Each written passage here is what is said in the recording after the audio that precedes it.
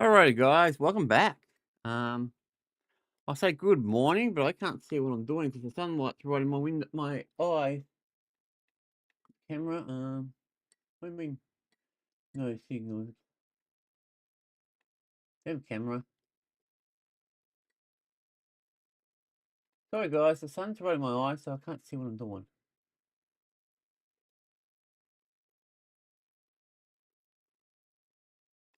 There we go. Sorry about that, guys. The sun, like I said, the sun's right in my eyes. The sun's out. The sun's right there. You can probably see it lighting up the whole room like a Christmas tree. It's a weird cloud though. Even though it's sunny, there's a lot of cloud. Anyway, I'm going to be doing my usual morning, little vlog things, because why not?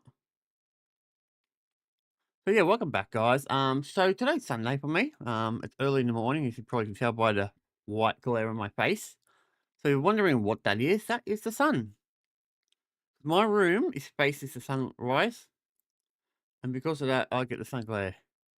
Unfortunately, but yeah, I'm just starting to get started. I was going to do this later, and I was thinking maybe I should do these smaller channels first, and then my bigger channel last. And not focus too much on the algorithm and shit. Just do it when I can. So I'm just trying to get things sorted out, guys. It's gonna be hard for me to look at the screen because the sun is so powerfully bright. Every time I turn my head to the left, all I see is the sunlight. Now I could just sit back a little bit more and do that, but yeah. Either way, I just wanted to make a quick little video for today, guys. Just for this at the moment. So as I said, today's Sunday. Sunday, and it's living up to its name, Sunday. It's very sunny and it's a day, I guess. So I guess it really makes it. It's really correct. Now, we got a few things to talk. One, I was at the hospital last night again for like the second time in that day. The hospital. I mean, she keeps giving me excuses, but this is how she is at the moment. She likes to make excuses for things, and they were talking to me and all that. They were asking me when I was coming back. I thought they needed me for something. I get down there, no, they didn't need me. I just wanted to know when I was going back. And I'm like, oh, okay. So I went there for no apparent reason, realistically, and it's starting to piss me off. So I said to her, I'm not going out today at all. I'm staying home. Home is day off. I may consider going to the gym. That's probably as far as I'll go as we're going out. Oh no, I might have to go to Northlands as well, so maybe two places. But either way, I'm not going to the hospital, so that's a bonus. I won't be back again tomorrow, and tomorrow or Tuesday or Wednesday, she'll probably be home. So I won't need to go there again. And she gets home, great, because there's a lot of things I want to do at home. But I can't do it no, it's not so much I can't do it by myself. I can do it by myself, no problem whatsoever. But I gotta do it with her because she's a lot of the stuff I want to get rid of is hers. Not it's a lot of mine too, but a lot of it's hers. I need to get things done. I need to get things organized here. You probably can see behind me my bed's still a mess, and there's a reason for that, and I'm gonna be explaining that in a very few minutes. But yeah, so yeah, that's what's going on at the hospital. Hospital should be very good in the next few days. Hopefully, she'll be home in a few days, and I won't have to keep friggin' missing streams because of it. I'm missing out a lot of things at the moment because of it. She like the problem with my mum is particularly is she likes to think she's the center of the universe. And as I told her last night, you're not the center. I mean, I'm being nice just showing up twice. Considering I don't have a car, where the hospital is, there's no real buses at that time of day, late Saturday evening. So, what buses stop at 6:30? I think I left about 7, so had to walk there. Had to walk through the dangerous area of my suburb to walk up straight to it. But yeah, that's what's going on there, guys. Now, there is a second thing I want to talk about today. I know it's shocking. It's actually two. Usually it's just the one. Um, my phone. Now, you probably may or may not see it behind me. Yeah, you can probably see it. Let me move out the way. So you should be able to see my phone there. This piece of thing. So he's starting to give me more trouble than he's worth. So what happens with him is he's not charging properly. They told me to use where are they? Oh, lost them. So guys, it's hard for me to do things. I can't see much with the sunlight. They told me to use what these. to clear out any of the dirt and all that in the USB port, which I've done a lot of it.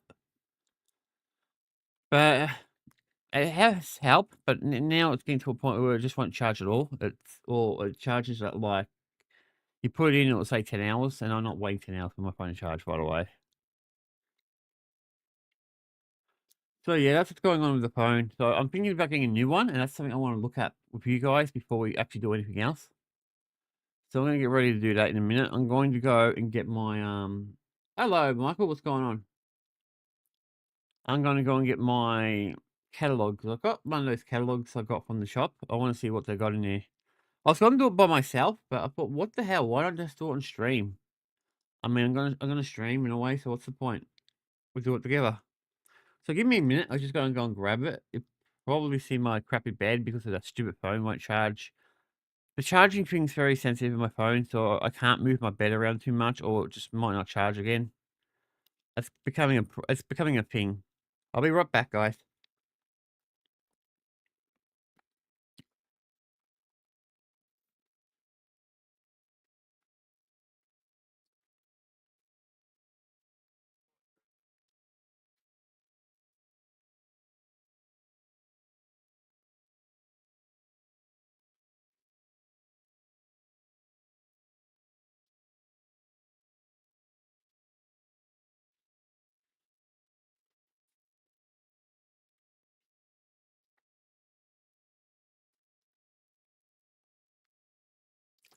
All right, I'm back. Sorry, guys. How am I? I'm doing pretty good, dude. Just give me a second. I'm gonna wind down the blind a little bit. The sun's still bothering me. That should be enough. Sorry, guys. I had to do it. The sun's just too bright. So yeah, this is the catalog I was talking about. You can see it right here. Now I'm just gonna look straight to phones because I have to get a new phone. I have to get a new one. It's not up for discussion.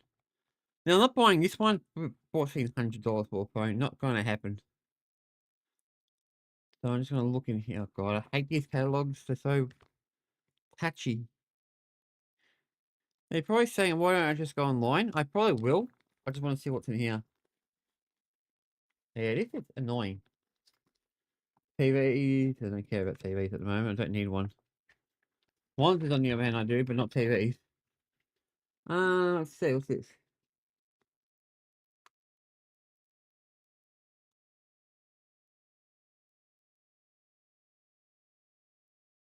Oh God.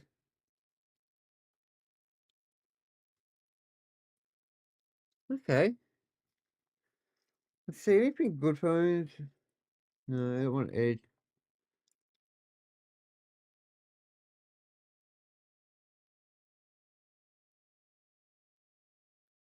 Okay, there's a few good phones here. They're relatively cheap, but nothing really dramatic. The more in the next area? Yes, there is. Heaps more. Okay. No, no.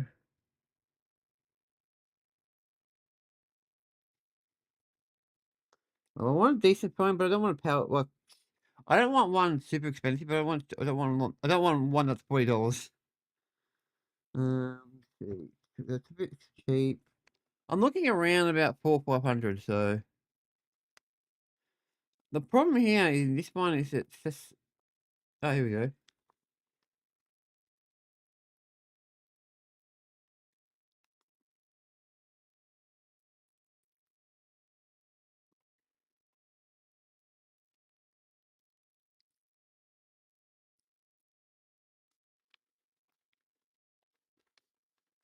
Okay, nothing really interesting here. All right, looks like we're looking online. I'm just showing some deals, guys. Hey, what's going on? What do I do for fun? A lot of things for fun, dude. Anyway, this is one of them. Give me a second, guys. I've got to change my scenes around so I can actually go start doing what I want to do. Yep, that one's done. All right, we're back, guys. Let's go to JB Wi-Fi's website and see phones.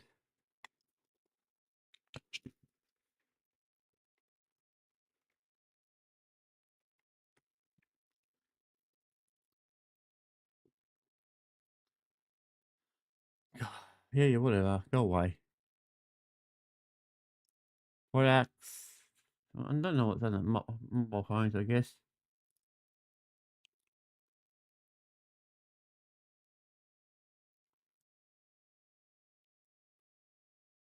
I wish I just have an area where it just takes me straight to all phones instead of me choosing a category.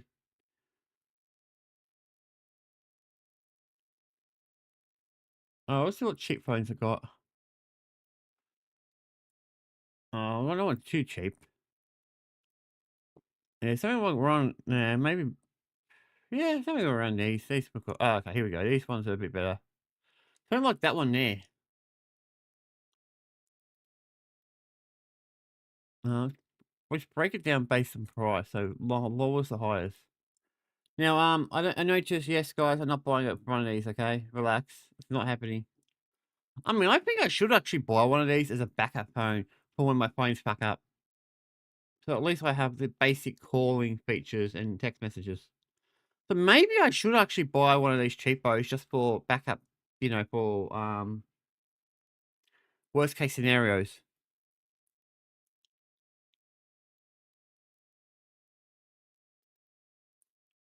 So what do you guys think? Should I buy one of these just for backup abilities? Any of these would do nicely. If I was going, well, I was going to pick one, I'll probably pick that one because it just looks nicer than the others. But yeah, I don't want. Obviously, not going to use it as my main phone, but it'll be the phone for backup basically. So if my phone stuff that like this one's doing, I'll have a phone I can use. That might be a benefit, actually. I think I might even do that. I might go down there on tomorrow, maybe, and get one of these crappy phones. At least I can use the SIM card in it. I'll be able to call and text. That's all I need a phone to basically do. Yes, nothing special. Let's see, screen, yep, yep, yep. Is there anything special about it? No, it doesn't look like it.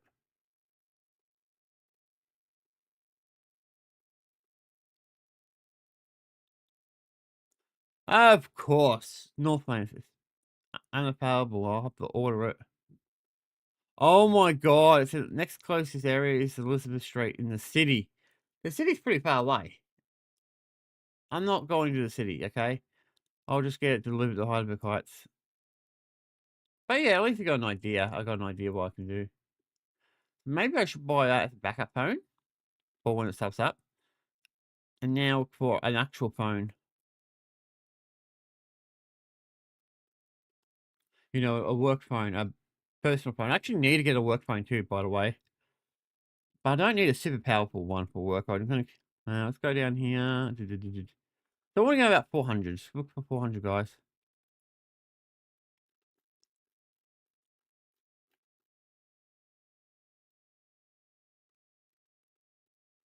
Man, there's so many phones.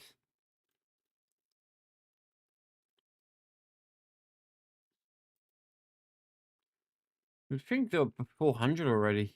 It's not even at 300.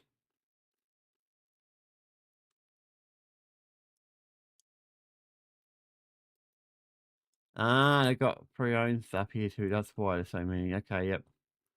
I wish I didn't put pre-owned on here. But yeah, there's a lot of resources here, so it's gonna take a while to get where I want to get to.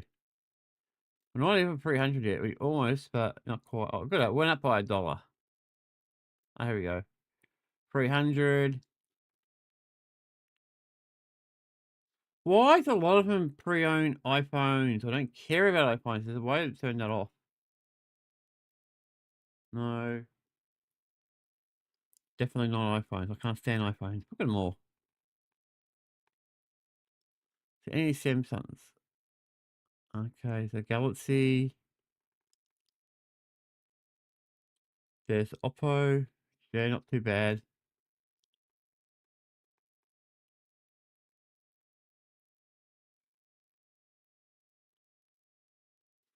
To be honest, I'm going to choose a phone. Probably that, that should go out the way. I mean, it's very similar to the one I've got now. It's not the best phone in the world, but it'll work. As long as it has a few features we need. Let's see. I need more information. I hate it when they do this. They don't give me the information I want. Where you want, cat? I don't want you in here. I don't want you up there either. Oh, the phone's off again. Specs. Let's see. Android.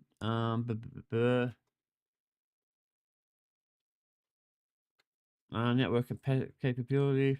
5G. Dual SIM. Yeah, I don't care about that part. Actually, that's not bad. Dual SIM's actually pretty good. I can use it. Color. Black. Don't care about color. Screen. Yep. Okay, that's not bad. 128 gigabytes. Obviously, it's going to be touchscreen. It's always touchscreen these days. Battery's alright. Face unlock. Facebook. No. Camera. Actually, this one's probably better than my phone. I'll be honest. I think this is better than my phone, but it's about the same price. Oh, this looks like the newer one. Yeah, that's probably why. Mine's older. But I'm looking for things more importantly. So you got audio USB. You got Wi-Fi. You got NFC, which is good.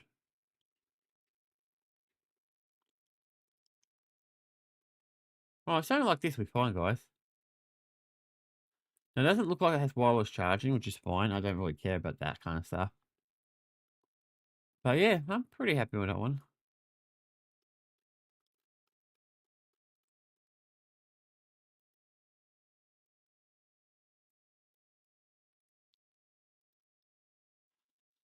But yeah, I don't know yet though.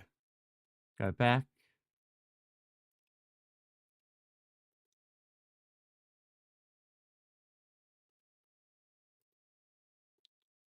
So that's that one. What about the other one? Now, you're probably wondering why I'm going past the iPhones. I'm not an iPhone person, so I don't care about iPhones. So you'll never see me buy them.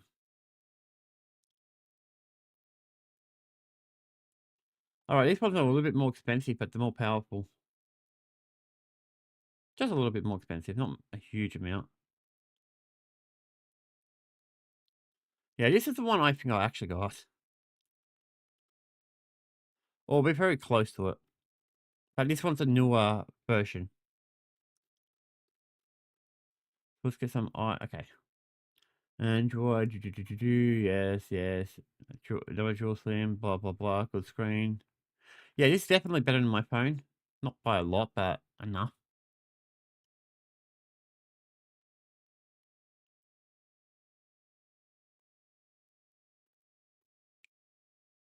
Now I think maybe this one might be my best bet. I'm gonna put it in my safe area. At least now I know what I want to buy. I can just say, okay, I want to buy this. Well, I'll save up for it. So remember, guys, there's two phones I want to get. One's like $40, which I got to see if it. Oh, I'm gonna go down to shops later. Maybe I'll have a look down there and see what cheap ones I got down there before I actually decide exactly what I should buy. But yeah, down the shop down because I've got a local one down near where I gotta go for my shopping. So I'm gonna go down there later. Shooting my phone. Let me fuck around with it for a second. Oh, 3%. Fantastic. All right, guys, my phone's up 3%. It will give me a chance to mac around with it and see if I can get charging again. Just give it a second. So it's been charging there for like an hour and it went up 3%. Fantastic. You can tell the USB ports are really buggered.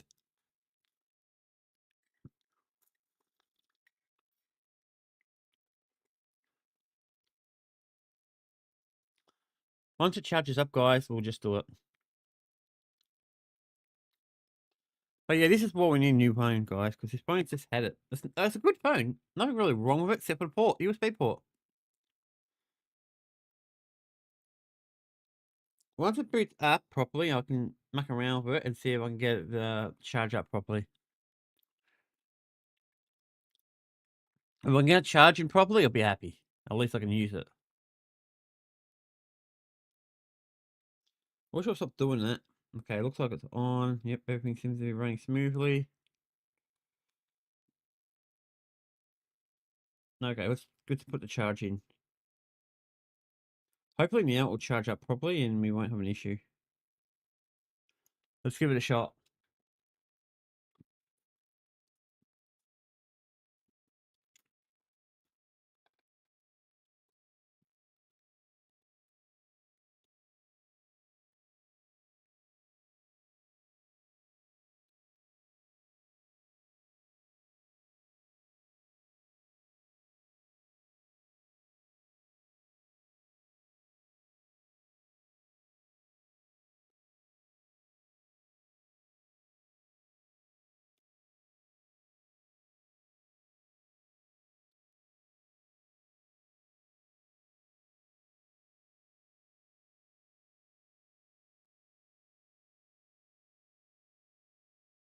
All right, we got it.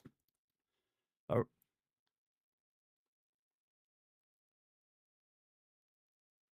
right, guys, I got it charged in. So that's how frustrating that is.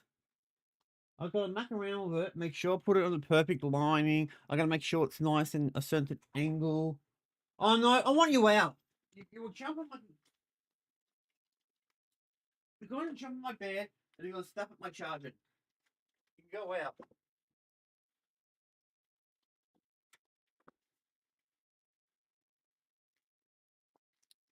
Sorry, guys, I can't have him in here because he will jump on my bed and then knock out the charger. I can't have him jump knocking my phone out. But we definitely need to get new phones, guys. So at least we've got a plan, or I got a plan. Also, I've got to start getting a new jacket because you probably noticed my jacket's got holes all over. All my jackets, I've got the same problem. All of them, I've got these in them. Every single one of them. It may not be here specifically. I think 2 of these jackets. I've got both of these, and I got my good one that's got holes under here. So it all needs to be replaced. All my old clothes are going to get thrown out, basically. The only things I probably won't throw out will probably be some of my socks and my underwear. That's it. Because most of them are not old. A lot of stuff I'm going to be throwing out. Oh, yeah. So because yeah. All right, I'm done with the more body part of the video. I'm going to get to the actual video, the content.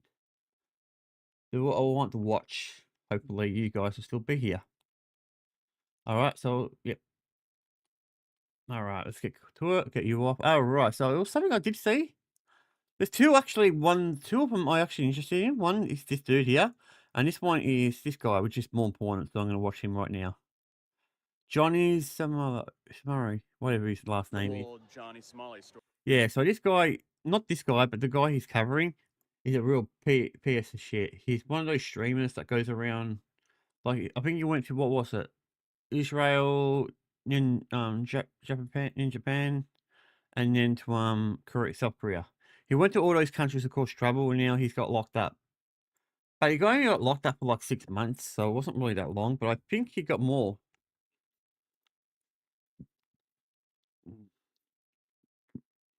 Story, which I thought it was worth making a quick little update about. All right, let's do this. It's pretty crazy. So, as we know, on April 15th, Johnny was sentenced and he was found guilty. And of course. He was essentially sentenced to 6 months in prison with labor, and he was put on a S offender registry for about 5 years here in South Korea, meaning he can't go to playgrounds, just anything that helps women and children or something like that. Vulnerable population, young people, adolescents. Okay, so he's basically like a sex offender. Okay, I think Johnny Smello's a piece of shit, but I don't think he's a sex offender. But I'm not sure why they put him on that kind of registry. I mean, a criminal wrestler? Yep, fine. But I don't know if he should be on the other one. The disabled, so basically he can't get into situations like that. And there's a lot of people arguing, saying that he has to register when he gets home to the U.S. I'm not so sure about that, but that's what a lot of people are saying. So it'll definitely be interesting to see what happens then. But we have some new updates. All right, cool. Spit it. It looks like he could be getting more prison time than what he actually received in the sentencing. Because there was a few things. So now, apparently, it seems like there's going to be an appeal.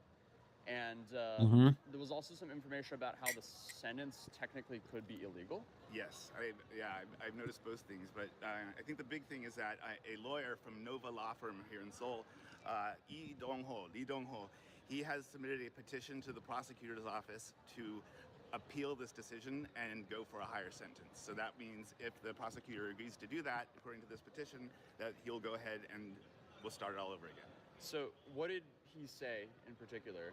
He said, so he started out with the positive things. He welcomes the conviction. He welcomes the fact that he went to prison and there's no suspended sentence, which we all welcome.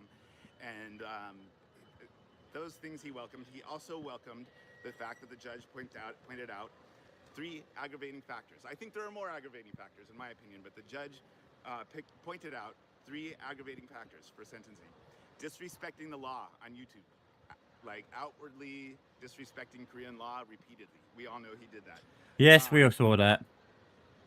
Continuing to harass people online, unspecified victims, unknown victims, unidentified. So these are crimes that were unindicted. And so he pointed that out. That was happening during the trial. He pointed that out. I heard about that. Also that his activity online could incite copycat crimes. So all of those things the judge said are very serious. And so Lee Dong-ho says, so why didn't you take those aggravating circumstances into consideration with the sentencing length? 6 months for all that? Yeah. Like, where did the aggravating factors come in? But what he really took issue with was the judge saying that he did not, it was not proven that the victims in the deepfake case suffered sufficient or severe shame. So that statement, I don't know if that's true. Lee Dong-ho, he really takes issue with, and he says, why such a... I mean, I don't know about that part, about the deep fakes. Now, in Australia, guys, actually, after this video, I'm going to show you a news story that they've done in Adelaide, Australia, about deep fakes. So, remind me to do that. I probably will remember, but yeah.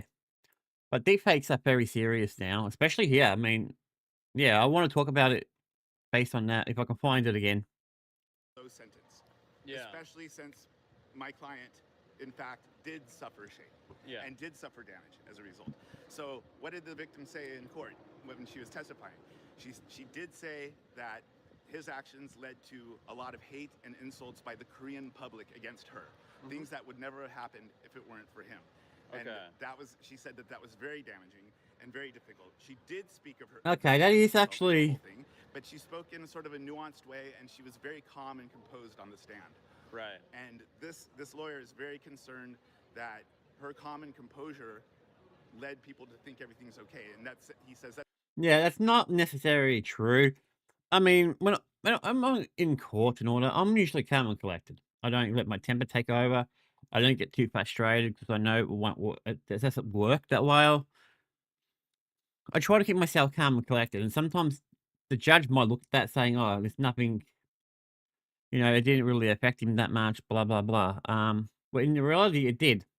Inside the person is where it really matters, because the person inside could be different to the person outside, if you know what I mean. Like, inside, it could be, you just want to yell and carry on. It sends a very bad message. That if you are terrible message, that you're going to have to put on an emotional act or something like that in order to get, results. He said that this is a very low sentence. It's a lenient sentence that is... Oh, it's lenient. Definitely. You should have got 2 or 3 years. Unreasonable. And so that's his opinion.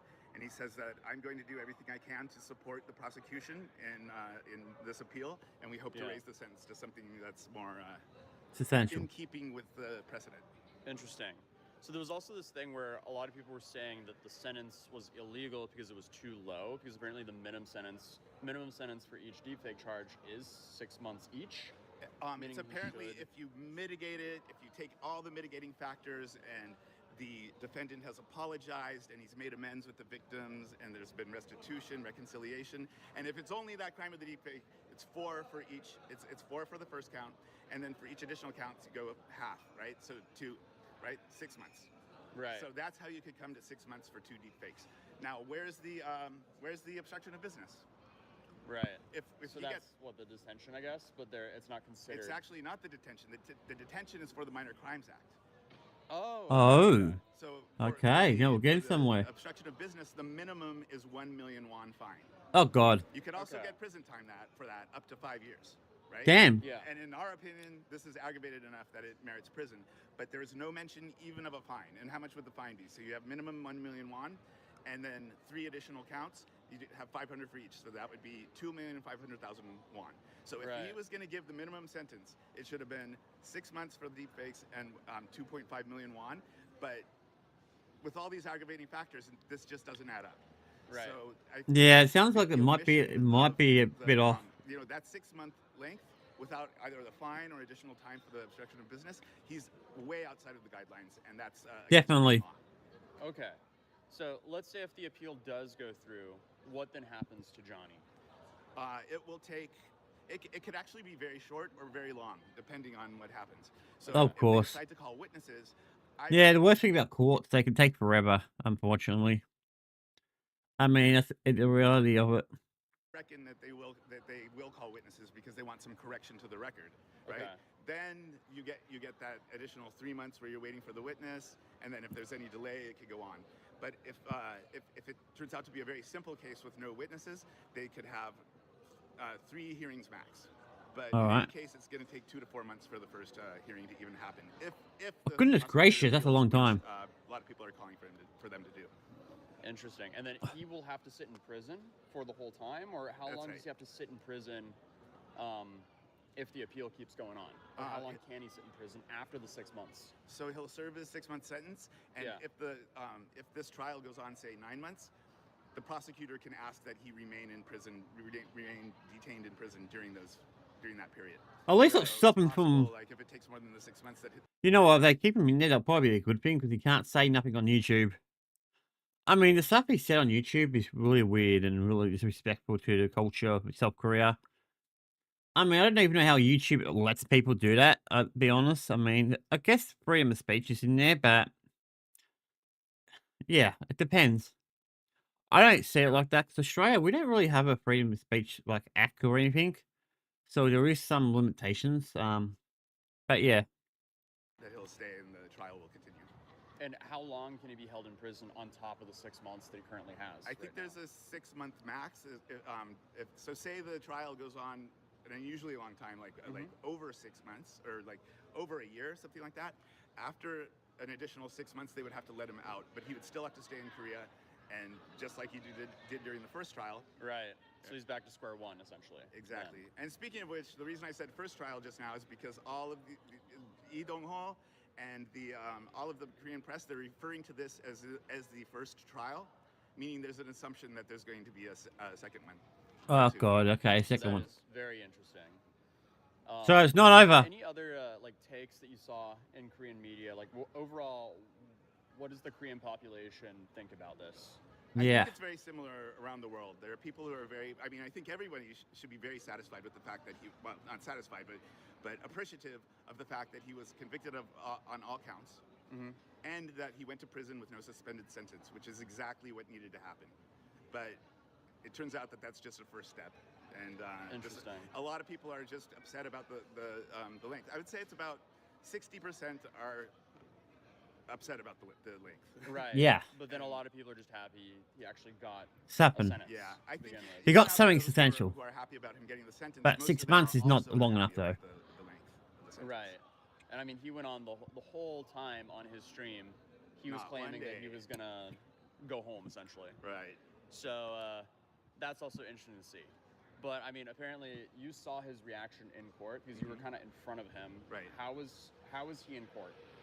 He looked sad and he looked sort of dejected, sort of worried. His brow was furrowed, but no reaction really. Okay. No reaction to what was going on. There was clearly some he was misunderstanding what was going on when they did the pre-detention hearing, which is a very unusual procedure. So I was confused about why it was happening, but I knew it was happening, so I could understand why he was confused about that too. I don't even think that needed to happen. But there was no reaction, and when they let him out the door, he walked slowly but calmly, like out the side door into the processing area, which I saw. He seemed very like stiff, like he was. Yeah, I think what's happening is it's not kicking into him yet. It hasn't registered in his brain that what's going on. That's what I think's going on there. I kind of don't blame the guy, but if you're gonna go around to different countries and be a nuisance streamer, what do you expect to happen? I mean, I don't really stream outside my house that much. I might do like in the future. I might do certain videos and stuff like that, maybe in the future, but not in the moment.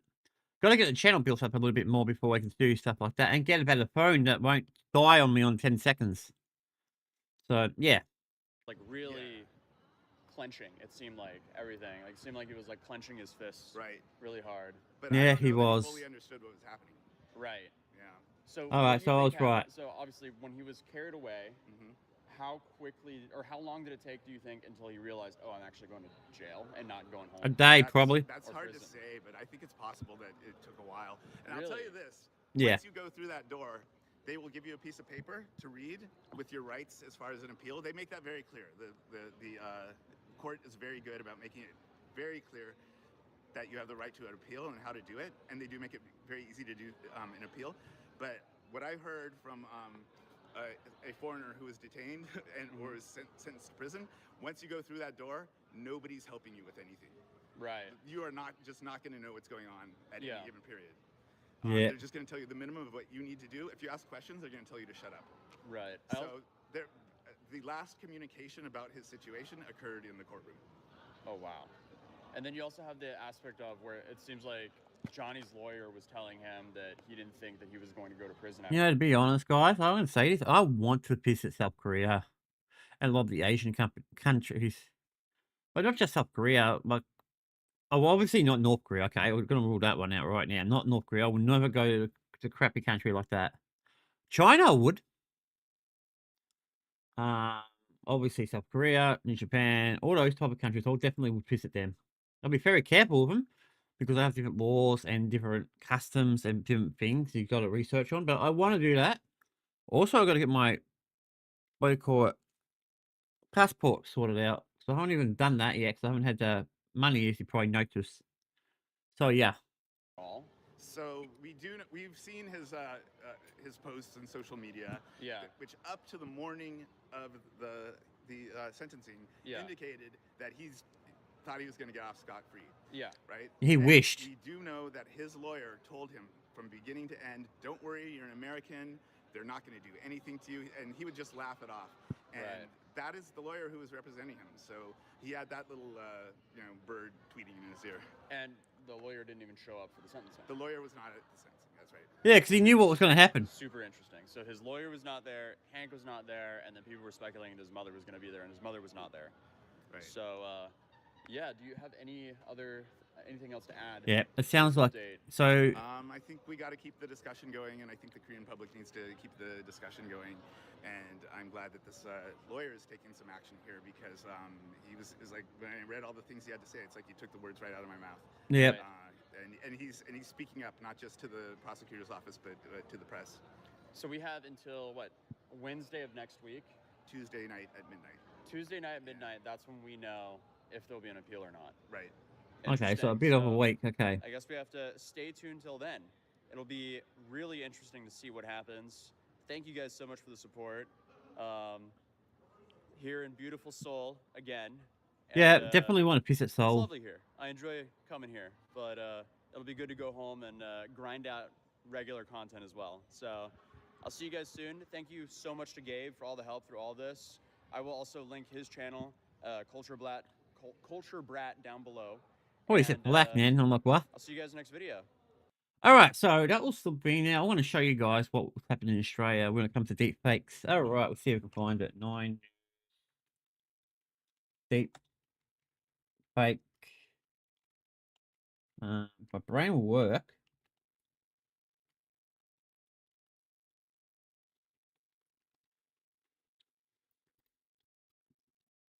There it is. Found it straight away. Well, that's good news at least. Mercedes College graduate.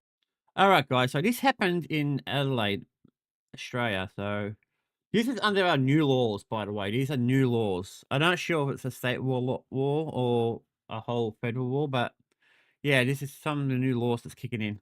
Stewart is the first South Australian to be charged under tough new laws targeting sexually explicit deepfakes. Beth Excel, these are serious allegations. Yep. Yeah, they are, Brenton. The And he's 19-year-old is accused of creating fake. Yeah, you got to be pretty stupid to do these type of things, especially you know you're going to get caught. I mean, I know the teens these days are not the brightest bunch of people. Not all of them, anyway. Not all of them. I'm not saying all of them are idiots. I know a few people who are actually pretty good. They're pretty cluey and they do know what they want to do. So I give them those type of people credit. The ones who want to do something or be proactive or be streamers or do normal work. Speaking of work, I might be working with some of my friends again. I haven't worked with them for years, but I think I'm going to be doing it like a few times a week because I could use the extra dough. At least until the channel gets a bit more popular and continues doing its thing. But yeah, let's get back to it. Naked pictures of a young woman and then uploading them to social media. A secrecy order. Yeah, that's really smart. Really smart. So you put it on the social media where it links to your profile. Yeah, good on you, dumbass. You deserve to be locked up. Has been There should be a law against stupidity. lifted, allowing us to name William Yates, who faced the Adelaide Magistrates Court today. It's alleged he uploaded images depicting the victim to social media platform X, which was formerly known as Twitter, using multiple accounts. He's facing 20 I wish you'll stop playing with his friggin' hair. I mean, stop being such a pretty boy. Commonwealth charges, including 12 counts of using a carriage service in a harassing or offensive way, and 8 of the creation or alteration of sexual material without consent. Yep.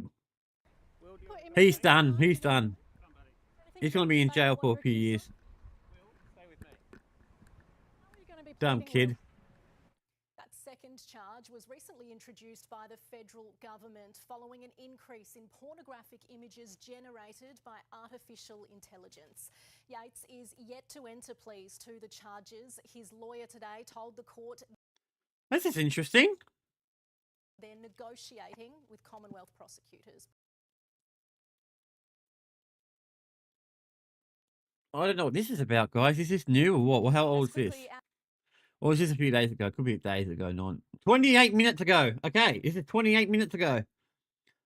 So it was just after I started the stream. Okay, so something about can't blackmail us. Trump is furious as Iran back for it. Surprise, surprise to no one. We already knew this was going to happen. I said it to my mum last night when I was at the hospital. Yeah, let's have a look. Let's see what's going on. As it reopened, the Strait of Hormuz is closed once again. Iran backflipping on its pledge. Of course it did. A crucial shipping route as the US continues to blockade its ports. Let's go live to our US correspondent. Of course, I knew that was going to happen. We all knew. Been fired at. Yeah, Lizzie, this morning, 2 Indian flag ships in the Strait of Hormuz, it's been reported that they have been fired at by Iranian gunships. One of them is an oil tanker, the other is a cargo ship, and it reported some damage to shipping containers, but thankfully no injuries. This is a show of just how agitated Iran is right now. It's closed the Strait of Hormuz less than 24 hours after opening it because it says the US has refused to back down on its naval blockade. Yeah, listen, if you're going to try to negotiate things, you gotta give. I mean, maybe if the US did back down a little bit on the blockages, this probably would never happened. Probably being the key word here. Obviously, I know Iran enough to know they probably would have done it anyway. But yeah, Of Iranian ports. US President Donald Trump responding to these latest developments this morning. he's sort of like the worst president. We have very good conversations going on. It's working out very well. They got a little cute as they have been doing for 47 years, and nobody ever took them on. We took them on. Lizzie, we are Yeah, you talk a lot of shit. I don't like Trump that much. I mean, I used to like him like a few months ago, but he's just. I'm glad I don't live in the US. Reached in the coming days, then we'll have to start dropping bombs again.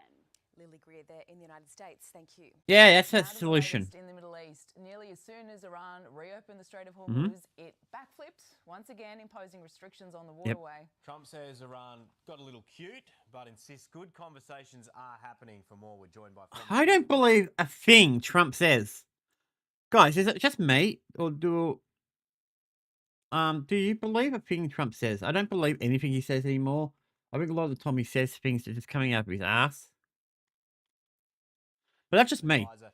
I could be wrong. I mean, he could be talking. Laura, great to see you.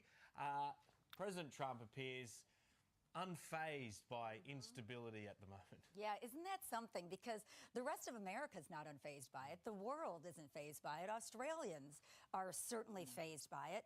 You know, there's no clarity, there's no timeline, and there just is no empathy. Yeah, he started the war, and now he...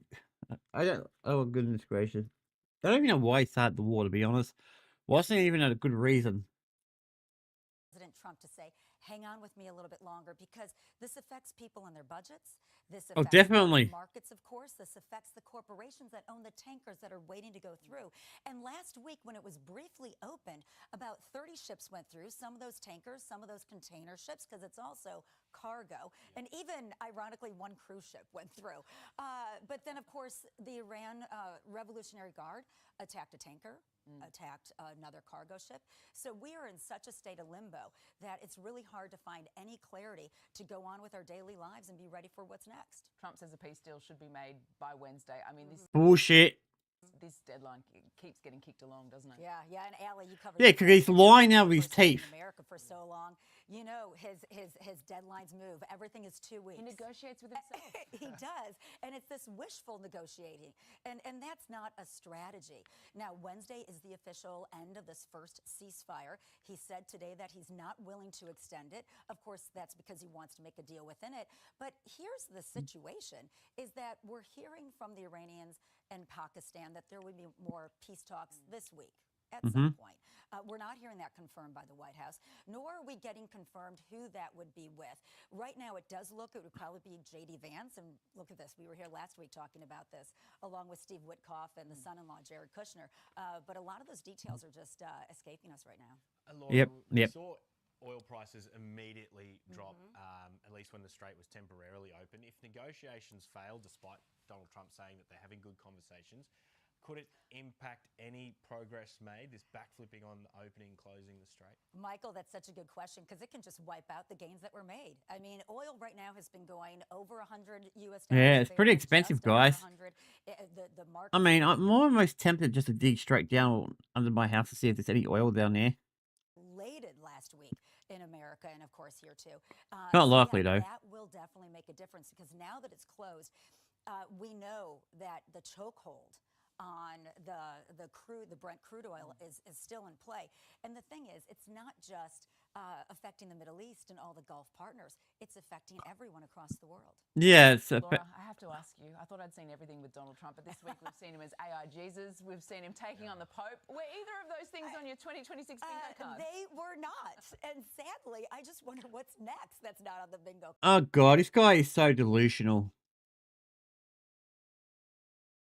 I mean, this guy is delusional in his own little mind. He's probably the worst person. He's like, I stopped so many wars.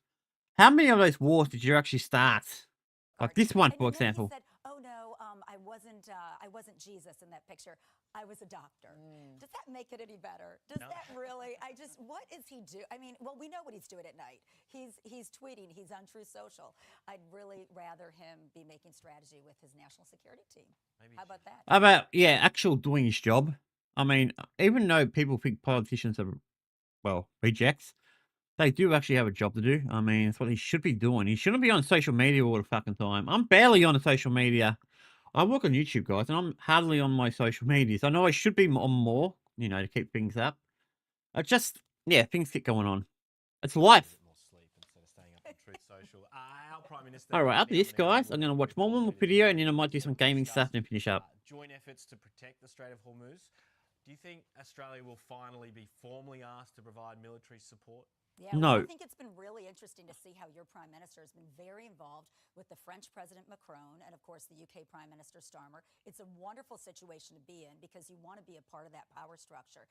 And yes, I think that Australia will be a part of that once it's reopened, not to take offensive attacks in the Middle East, but on the defensive, whether that be assisting with minesweeping. Of course, you've got some incredible surveillance equipment when it comes to your aircrafts that I can see being used that we've heard about.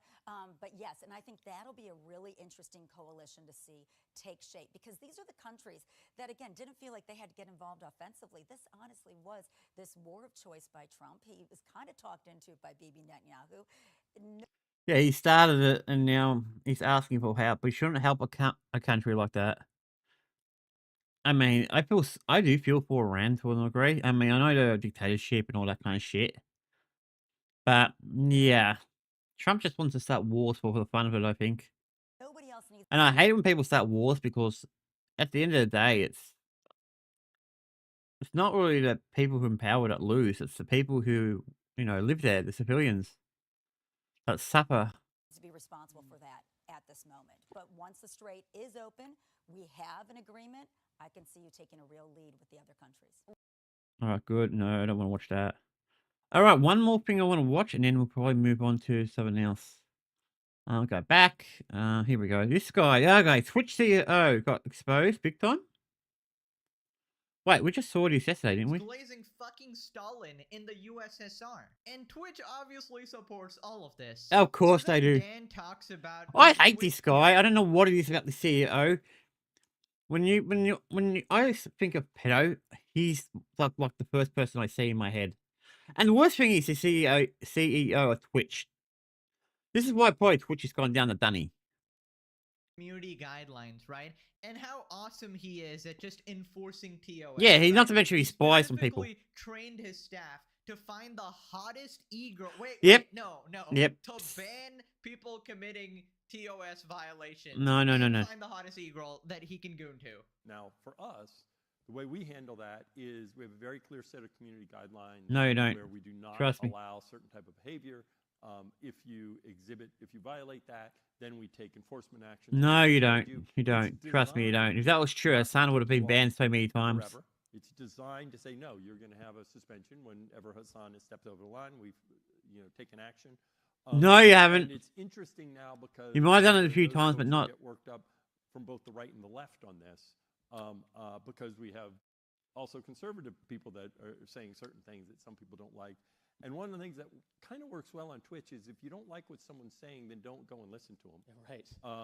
And then it's not in your face at all. Literally. Yeah. It doesn't get injected in you like you got to go. No, it'll just get injected to your friggin' audience. and You may not like it, but the audience will bring it up every chance they get. So, yeah. So, in general, we think it is important for us to allow people to express themselves. Bro, the amount of bullshit this man says, you should actually be a politician. That's thinking the same thing. I was going to say, you're fucking taking lessons off Trump. I mean, the bullshit is right, but the bullshit that's coming out of this guy's mouth, I was thinking exactly the same thing. The audacity to go, we enforce Twitch TOS, we follow the community guidelines. No, you And don't. look, we followed the guidelines. Hassan was banned for 1 day on his day off. Literally gave him a perfect little vacation for his most heinous violations. What did you guys do on the day off, Dan? Did you show him your gooning dungeon? Creepy old man, bruh. I can't.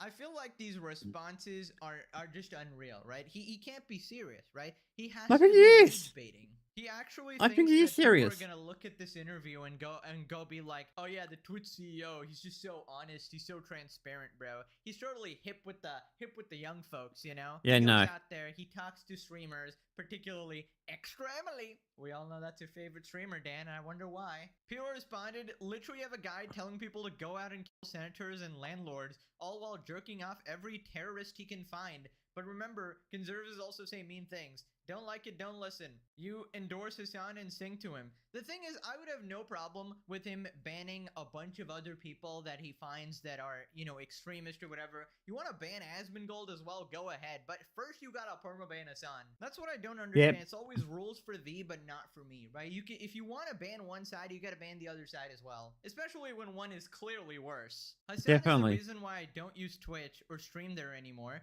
If the site won't ban someone as problematic as him, or any of the streamers that are like him, then it is not a company I wish to support. Also, the FBI should be involved with Hassan at this point. See, I kind of agree. I mean, if I knew about this before I started streaming on Twitch, I probably would never use Twitch. Like, because I got a small audience on Twitch, I really feel like if I stop streaming on there, they're the ones who lose. That's the only reason I don't do it.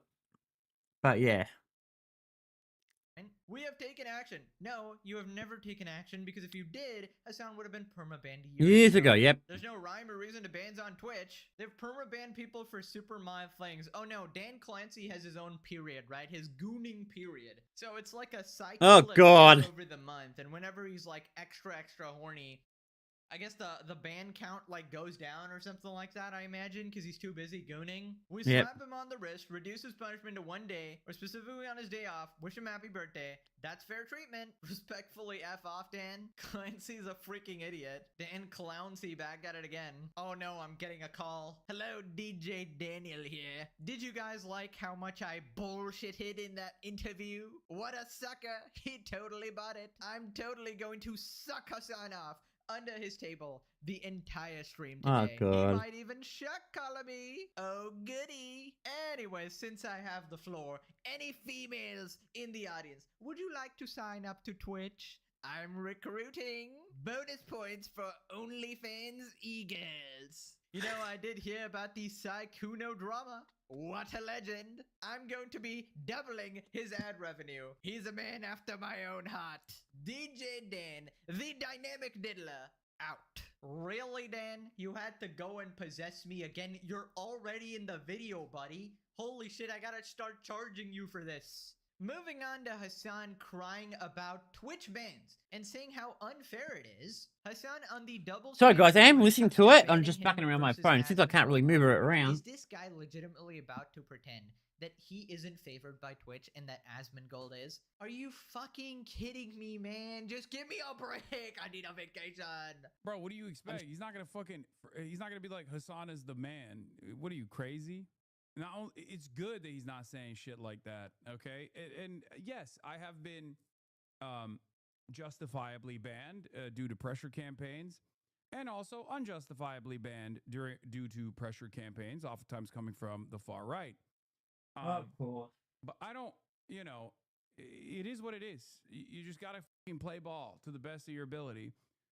The reality of the matter is, if you're looking at like inconsistent standards, obviously Asmongold has a shit ton more violations of the terms of service than I do, right? I mean, he basically traffics exclusively in racial animus and horrible things that he says about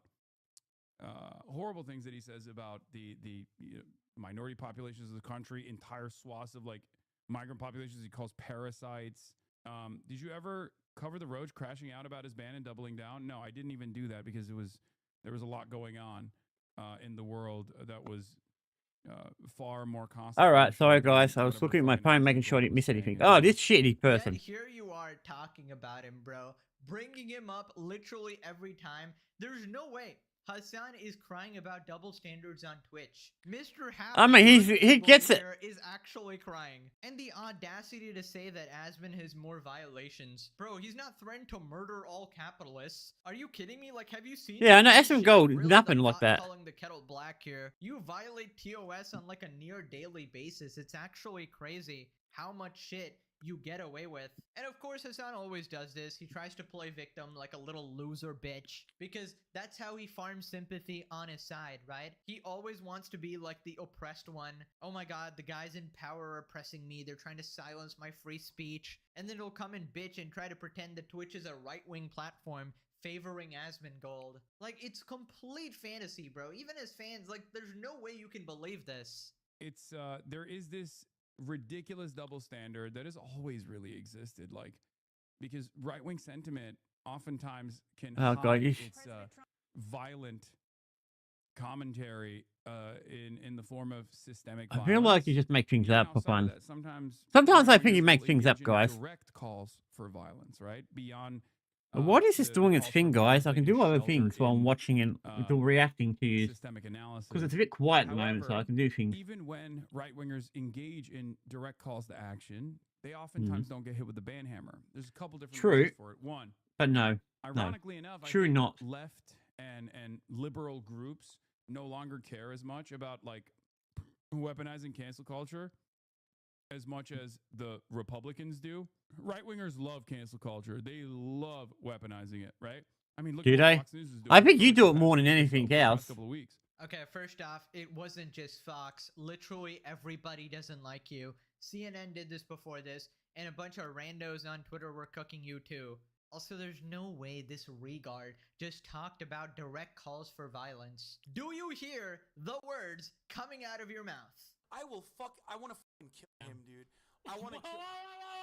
In a video game. I meant it's just not in a video game. If you cared about Medicare fraud or Medicaid fraud, you would kill Rick Scott. Unbelievable. Unbelievable. This guy is the most frustrating guy to watch ever. And the worst Trust me, part I is know. It's not even rage bait. It's not even rage bait. This is how he actually thinks. So then Hassan Trust says me, I he's know. totally unbothered and doesn't care.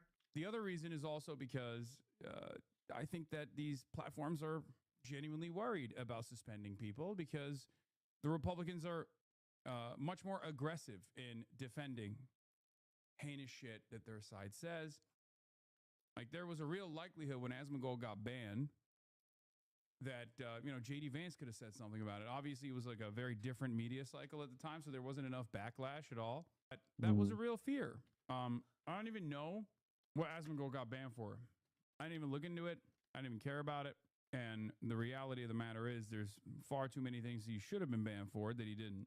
Funny how Meek said you both Let me react say to each so, other dude. for money when you didn't even farm his ban. If roles were reversed, he would have farmed you for a week. Yeah, I don't really care. Okay, so let me just expose why he doesn't care, right?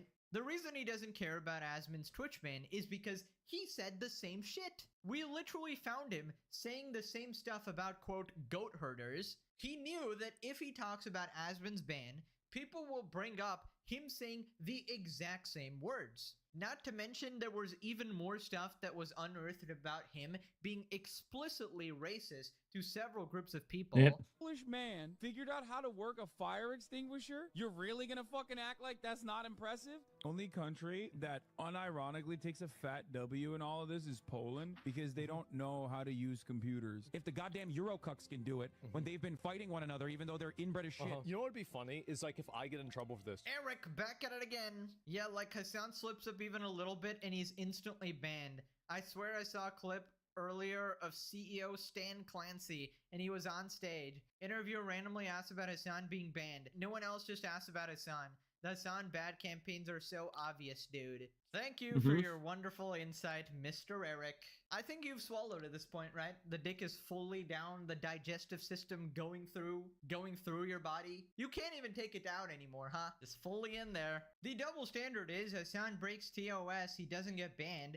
Asmon doesn't break TOS, but he gets banned. Yep. Thank you, Ultimate Gooning Lord. Once again, here we are with Hassan pretending like every single one of his bans are just not a weekend vacation. How does he honestly believe the things he says? Like, what do you mean Asmon has a shit ton more violations? And then, well, we got all of Hassan's violations. Hassan Brian Biker is once again trying to pretend that Twitch isn't his biggest dick riders. Oh yeah, basically everybody's calling Hassan Brian Griffin, right? Because he's condescending about politics. And yeah, he's crashing out over it, which we'll get to.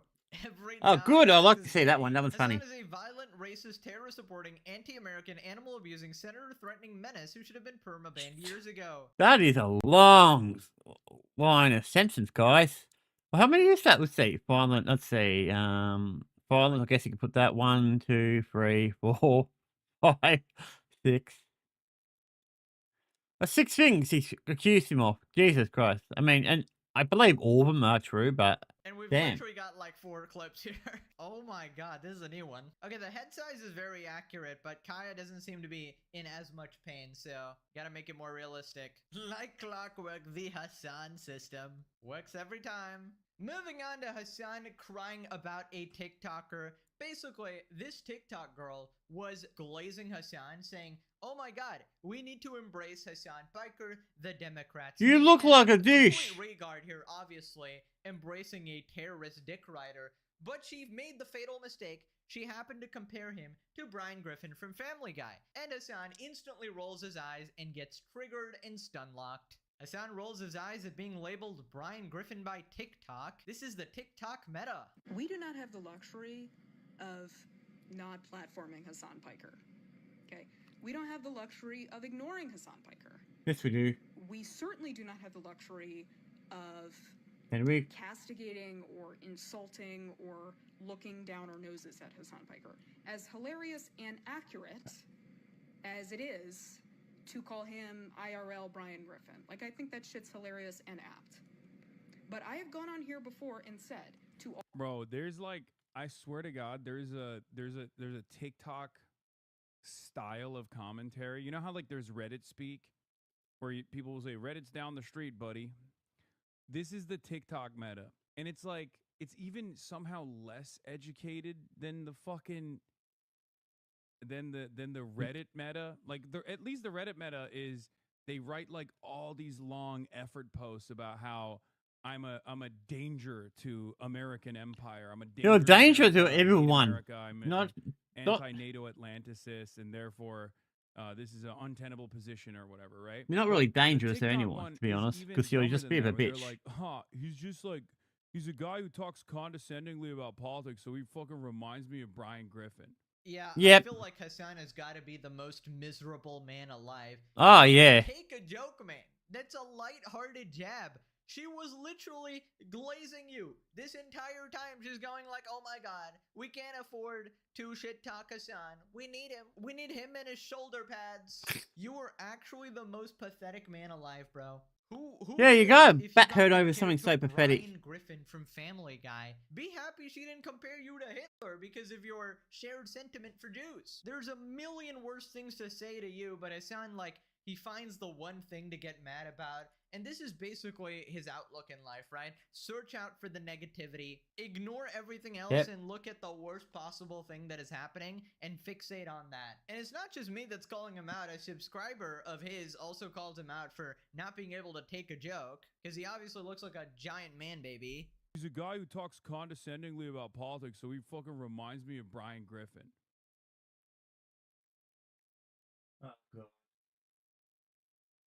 That, and also he wears expensive clothes, so he's a fake commie. Dude cannot take a joke even when the video's defending him. No, I'm just like seeing, oh my god, I just see it so frequently. It's like, all right, yes, I'm fucking Brian Griffin. You go on Reddit, I'm, Osama bin Laden, al-Baghdadi combined with Yahya Sinwar. You go on TikTok and it's always like, he's just Brian Griffin. Can I not make analysis about like overall platform, like the differences between like political expression in different social media platforms? Am I not allowed to do that? Can I do that without some dumb fuck chiming and being like, oh, you can't? You know what? No, we're going to keep picking on you because you're such a shit person. Yeah, I hope you got the message there. Never attempt to joke with Hassan Piker, especially about politics. I know, he's such a crybaby. Commentator. Don't you dare compare him to Brian. You just know that Kaya is getting shocked tonight, right? We all know how he takes out his frustration. Maybe it's because Brian's a dog. That really just hits extra close to home for him. I still remember when somebody called him fat and he told them to die. You got to get some workouts in, man. You eat more than Austin Peas. Dude, I'm literally, all right, first of all, dude, never do this. Fucking die if you're going to do that, okay? Who the fuck do you think you are, bitch? Suck my fucking cock. Oh my god, it's Okay, only perish. You're only a bitch. Classic Hassan, fucking Tubby here, cannot take a joke. Also, Hassan goes, oh yeah, I see this so frequently. Maybe because it's true, maybe because it's accurate. I mean, all the comparisons, like, I don't get compared to Osama bin Laden. I feel like that's a you problem, you know? Something you say or do makes people give you these nicknames. Yeah. Let's make the new updated nickname, right? We got Hamas Diddy, Bin Laden Adolf Jeffrey, Small Head Petite Feet, Shoulder Pad Piker. I probably missed like 5 to 10 more nicknames there, but that's a good one. That's a good one. It's a classic. It's a bit long. Next time you say the name of Hassan, please refer to him by his full name. So then he tries to do this weird sort of reasoning where he says that, oh, well, everybody's a hypocrite, so therefore my hypocrisy doesn't matter. Streaming somber. Dude, no one's a bigger hypocrite than he is. Jesus. Where the fuck does the Brian Griffin thing come from? You have nothing in common with him. He's a lib. It's literally just guy who talks about politics and is annoying. That's it. And also hypocritical. This is what it is. hypocrisy is the number one marker of a person. Like hypocrisy baiting, hypocrisy fishing is the number one marker of a person who doesn't understand ideology, who doesn't have any sort of like real political convictions, and simply wants to apply some kind of criticism. There are instances where people engage in like inherently hypocritical things, incredibly hypocritical actions, right? There are oxymoronic positions, you know, the entire Groyper movement being comprised of like, you know, brown people, even though Groypers are white supremacist neo-Nazis. There we go. Pick But in different most ones. circumstances, it's just, yeah, criticism without synthesis is precisely what it is. Hassan, what the fuck are you on about? First off, what a way to hand wave all the hypocrisy, right? Yeah, I know, it's Guys, some embarrassing. positions are just inherently hypocritical. Yes, like being a socialist or man of the people while living in a $3 million mansion in Hollywood. Yep. It's pretty hypocritical. Someone going to give humanitarian aid to Cuba in a $5,000 outfit in a 5-star hotel. Yeah, it's a little hypocritical, man. Also, please tell me I heard that wrong. Did this colossal regard just say that most Groypers are brown people? Hassan, were you dropped on your head as a baby? So he's talking about Groypers or like these far-right white nationalists, and he goes, yeah, it's mostly brown people. Are you fucking stupid? Like, dude, this is beyond brain damage. You actually cannot fix this. I mean, just because you're a self-hating regard doesn't mean everybody else is. True. Also, is he white today again? Is this Schrodinger's Turk back at it again? He's no longer brown? Such a fucking tool. This F-slud doesn't realize he's just a lol cow. No one takes his douchebag seriously. He was seriously bragging about being financially independent at the age of 30. Wait, this looks like my clip. Oh yeah, that's... Wait, oh my god. This is... The room has changed. The room has changed, guys. Wow. Seems like everywhere he goes, he ends up hated. Maybe it isn't everyone else and it's just him. Why is he responding so condescendingly? It's Hassan. It's just, yeah, I know. I was gonna say it's just Hassan. Don't do it to your own kind. Bzz. Oh my god, is this Asmongold? What the hell? You got the shot color on Brian as Hassan. Taken from Wikipedia, yep, he's Brian Griffin. As a character, Brian was initially well received by critics, praised for his wit, intelligence, and sarcastic humor. In later years, reception became negative, with many viewers criticizing his pretentious, self-righteous, and hypocritical behavior, as well as his frequent political ramblings. Well, the difference is Hassan was never likable. Like, before this, That's he was true. fucking Diet Andrew Tate bro tips guy. Like, he was still a scumbag. This is exactly how Brian Griffin would respond. God, he's got it down, Pat. Okay, the plan is working. The clips are spreading. I think he used to play as Brian Griffin. That's my opinion. I think he was the actor for it. Hassan and Destiny resurfaced clips about conservatives, and Charlie Kirk have hit the timeline. And this is Destiny's clip about genociding half the country. And this is Hassan's clip about threatening to murder Charlie Kirk. And I saw a bunch of like random like politicians using it as well. I mean, yeah, at first it starts on the Legendary series and then everywhere else, baby. That's how it should be. People remembered this initially, but it was quickly squashed.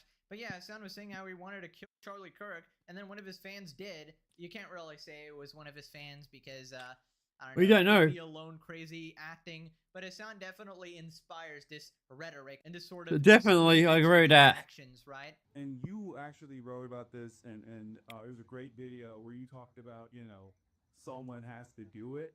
See, when I say that, everyone knows exactly what I mean. That which is, I think that shows that there's a lot of anger, a lot of resentment, and untapped potential. Untapped revolutionary potential, as a matter of fact, and it's a great opportunity for organizing. I think in these No unprecedented, goodness. horrible. Sometimes I feel like I need to watch something else. You understand why communism, socialism, and every state control over what a person can say and do leads to mass violence on the citizens? Yeah, you wonder how things like that come to power, and then you realize there's people like Hassan going around screaming it, like saying it completely casually, and he's not being stopped. Revoke Hassan's citizenship and deport his ass. Anti-genocide motherflippers, the second a group of people disagree with them. Hassan Stinney and this Oh, fucking God. diabolical picture. FBI should investigate what streamers the killer watched. Also, how's that not a ban? Oh, absolutely. I feel like anytime one of these like insane things go down, we need to see their watch history, right? Not to make as like a one-to-one connection, but just to get an insight. Like, okay, was this person watching this person stream for a very long time? Were they subscribed? Like, if you see subscriber to Hassan for 69 months and they go and do something, then there's like a pretty obvious connection, right? But Hassan has been slithering by somehow, and any new terrorist attack that happens, he's automatically said now anything that happens is a false flag according to him. Basically giving justification to any terrorist, which is crazy. Moving on to Debunker XQC beefing with some streamers. Basically, XQC was confronting streamer Cinna for disavowing Aiden Ross for being a bad person. Meanwhile, giving a pass to I don't even give a roommate shit. Bonnie, the creepy fuck who was bragging about sleeping with the 16-year-old, taking his virginity, saying how it's her only chance to sleep with someone younger, and that it was a cute little 16-year-old. This is like my only time to like have sex with somebody who's younger than me. Now, she was also the person who harassed a bunch of old people because she's a piece of shit. Get out the way! Now we're stuck by the slow couple again. Oh my god. Okay, I do understand that. Getting caught behind old people, but she's doing this on purpose. It's different. I mean, yeah. Get out the way! Why are you always in my way? And here's the confrontation, and it is some cringe streamer shit. SCC and Cinna clash IRL over authenticity and streaming. Oh yeah, what about Bonnie? Oh, okay. Really? Hold on, did you defend Sykuna because you cheated too? Yeah. That's what you want to do. I did because he's the fucking goat. Yeah, that's what I thought. Meh. You cheated on a deb. Yo. You cheated on Sakura. Yo. Listen, talk about how you threw Aiden under the bus for no reason. Yo. What? I said I have no beef with Aiden though. Yeah, but. So what do you mean? You're trying to defend him. We don't even have beef. Are you No. You see that I cannot be his friend. I cannot associate with him because he's a bad guy. You got a little bit of right here on your mouth. What?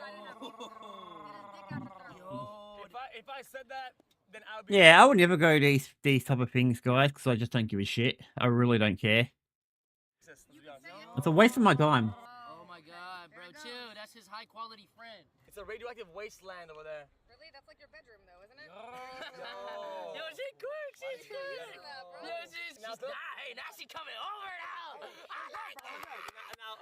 Bro, that fucking guy, Jason the Ween, bro, he is actually a master instigator. He's Oh yeah, I saw that. sidelines, egging this on to farm some He's clicks. working in the Actual background. genius. But yeah, basically Cinna then says that, oh yeah, my roommate Bonnie, she was 18. Oh, did you see her response? And she's basically playing lawyer for her. And this is XQC's whole point, that she will defend her friends or people who it's convenient for her, but then she has different standards for other people. Basically not consistent at all. Yep. Elaborate about your roommates. She was 18. Did you see that, or did you not react to it? What? Did you see it, or did you not react to it? Yeah. So you chose to not react to it. I don't think it's about her. I don't think it's about her. I didn't react to it. So let me ask I watched the whole thing. Let me ask you something. Why don't you come to me about stuff with me rather than other people? I can come to you about the shit. Wait, that what do you mean by that? What do you mean by that? I can come to you about the shit that you do. That's not true. Really? You've never done that before. I can't do that. No, you can, but you never done that before. Also, let me ask you something. If you genuinely thought that something was wrong, using my beef with your friend in order to prop that up doesn't make sense. You could just come to me like an adult. No? Yeah. No. Getting this victim. If you're vocal in public about one thing, right, but she's right. You cannot hide it when it's about your friend, though. So let me ask you something. Yeah, I do get where XQC. XQC. Actually, starting to like XQC. I don't think he's bad as I thought he was.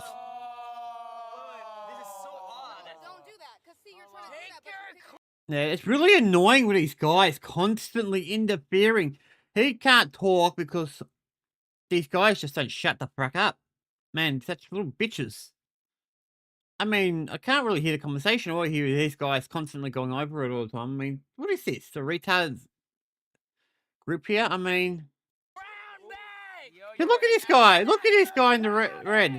Sometimes you gotta fold for the greater good. So you're saying... Sometimes if you went too far and things go too far... I don't know. You gotta be the one to slow down. So you're giving excuses on why you copped it. Bro, be nice to him. Be nice to him. He's only a 13-year-old. She's too heated, and I feel like if I go... Yeah, dude. This guy's an idiot. I don't like this guy in the reds. Especially, I don't like his whole friend group. I mean, other than XQC and the other girl. But I don't like her that much either, to be honest. But, yeah. You can't really have a good debate when you got people interfering all the time. It's too far. I feel like I hit a string, and I shouldn't have done that. Don't cop it now. Okay, first off, you know that this Cinna person couldn't defend her because she literally just went, go watch the clip, right? You would actually tell him what was in the clip if you actually had a defense. But the clip she's talking about is literally Bonnie just saying that she was 18. That's it. That's the entire clip, right? She didn't mention anything else. So she was acting like she had some bulletproof defense that made it like out of context. But no, the reason people were mad is that Bonnie's a fucking creep, not just for the age gap, but for her describing the whole thing like a massive creep, right? Can you Yeah, that's imagine really a weird. guy going, this was my one chance to sleep with a 16-year-old. Oh my God, I wanted to take her virginity. And she's a cute little 16-year-old. It is disgusting. It's absolutely disgusting. She's definitely a weirdo for that. Not to mention she did a bunch of like sex work in the past that makes it like extra creepy as well. I mean, if it was a guy, you guys would be crying for sure, right? Call Me Carson literally got canceled for that shit. But it's fine when it's your creepy weird friends, right? And XQC, I guess, kind of folded or didn't have a response in the moment or something, but she definitely got triggered because she knows she got called out. Why is she acting like Bonnie's age is the issue? We heard her say why she wanted to do it. That's the problem. I don't get her defending Bonnie. Regardless if she was 18, she was bragging about sleeping with a 16-year-old boy. Should have bought up her friend's alter ego cam model. SCC is the only real human being there. Now reverse the roles. 18-year-old male frick worker decides to sleep with a 16-year-old teen. Oh yeah, that would go well, wouldn't it? Frick work at the time. This wasn't some We high know school just what sweetheart will happen moment. then. Okay, I have no idea. Like, she's hidden her past or some shit. I don't really follow these streamers at all, but I just found the clip super weird. Cinna is usually hilarious, but when she shares her real opinion, she's disgustingly toxic and woke. Oh yeah, she's definitely that type, right? The Hollywood streamer type. She didn't even defend her friend Emiru either. Jason and Ron like two Sims defending Cinna. I think they're just trolling, to be honest.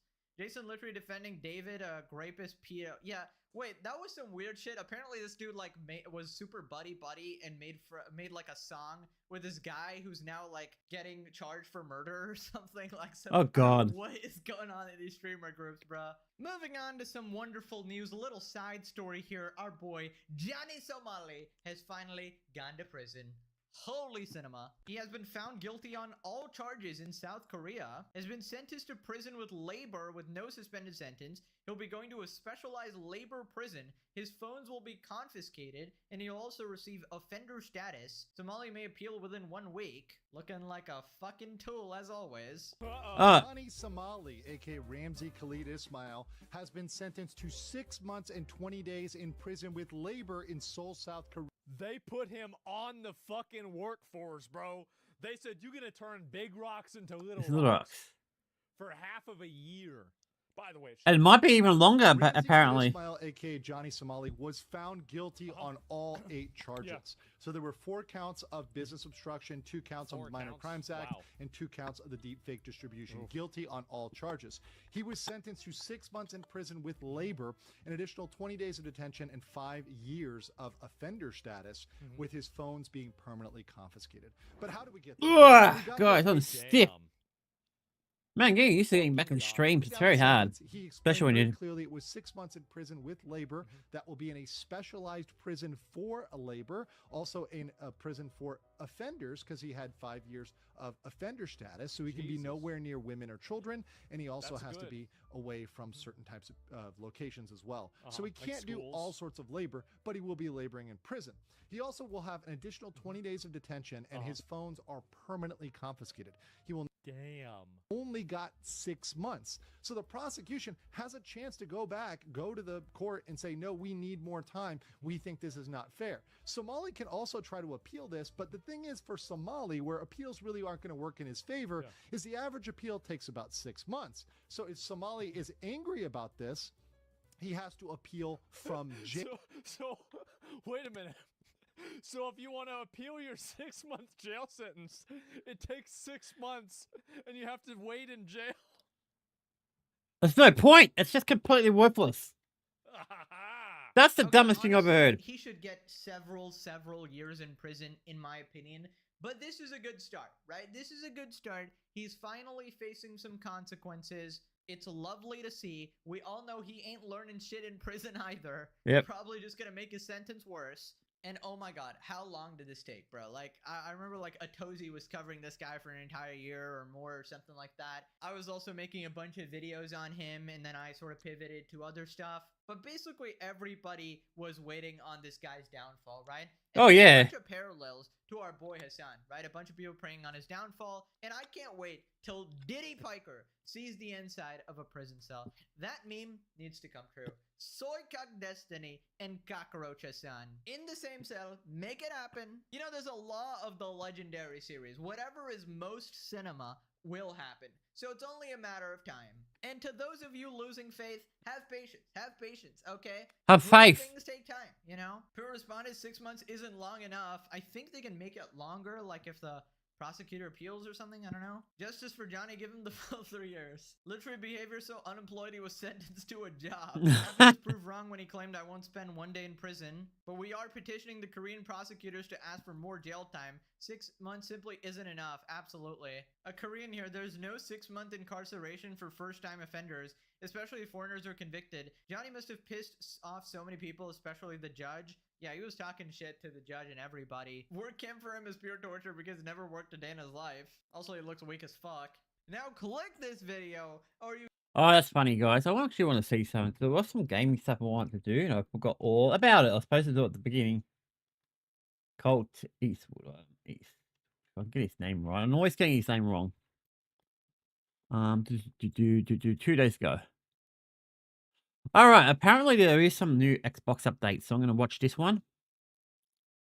I think that's a stream. No, that's a stream day. Oh, there's one right here. And there's one from 2 days ago. Oh, God, I've got two. Okay, let's see how we go. This is your gaming weekly news. So once we're done this one and probably this other one, we'll finish up. Like I said, guys, it'll take a while for me to build up the streaming bone because I'm not a patient person. But yeah.